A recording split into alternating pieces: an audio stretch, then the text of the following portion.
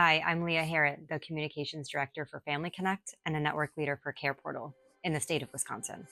If you have recently decided that you wanted to move forward with joining your church's response team, or if you are still thinking about it, I wanted to explain a little bit more what that entails. So CarePortal is a platform that 33 other states are currently engaged in using. It has allowed churches to serve over 250,000 children by meeting over 100,000 real-time requests of families and children in need. Since its start in 2016, the main goal of CarePortal was to keep families together and address the foster care crisis.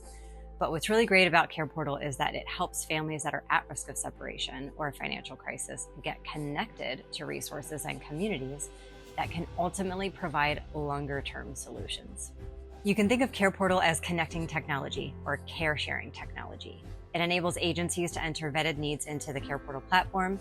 These needs are needs of the children, families, and foster families that already have a relationship with that agency. And so that professional is familiar with particulars about what could help those families the most right now. And those needs are shared with the churches and local community members who have signed up to use the platform, such as your church. The church is the entity that is always going to be at the point of care. So that's the response team. Here's an example of what that looks like.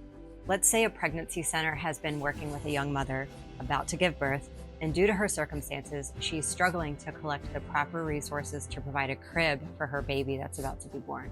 The agency would enter that need into the system, and it could be provided in one of three ways. The first way is your church community could provide the funds to buy the new crib, and then the response team handles the purchase and delivery of that crib, making a connection with mom.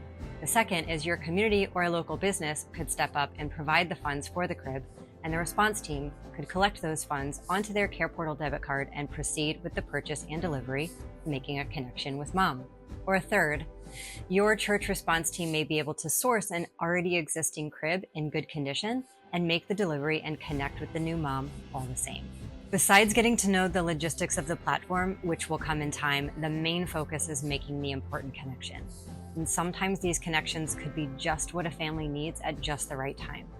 Other times, you may never see each other again, but these opportunities can create the pathway to life-changing relationships for both the mom or the family and the children and the responders themselves.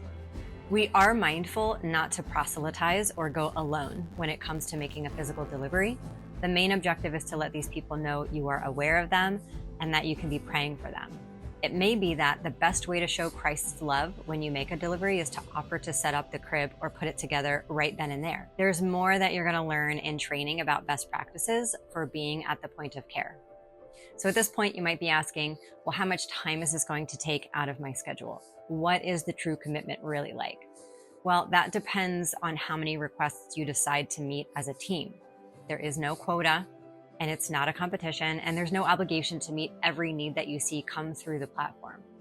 Your network leader hopes that your church meets, on average, one request per month to make everyone's involvement worthwhile. For instance, I'm a primary point person at my local church, and we found it rather easy to fulfill up to 3 requests per month with a revolving response team of about 12 members. But not every community will be equipped in that way. Let me put it this way. If you have a response team with 10 members, even just 5 people that sign up initially, not every person needs to be involved each time you fulfill a need. You may have a few team members who decide to take initiative and handle requests from top to bottom a couple of times, and you may not have committed any time to the process for a whole month or 2, which is totally fine. The only other time commitment is a training that takes about 90 minutes that everybody is going to need to do so that your team is meeting requests with dignity. This was my favorite part, actually, because it was truly eye-opening for me.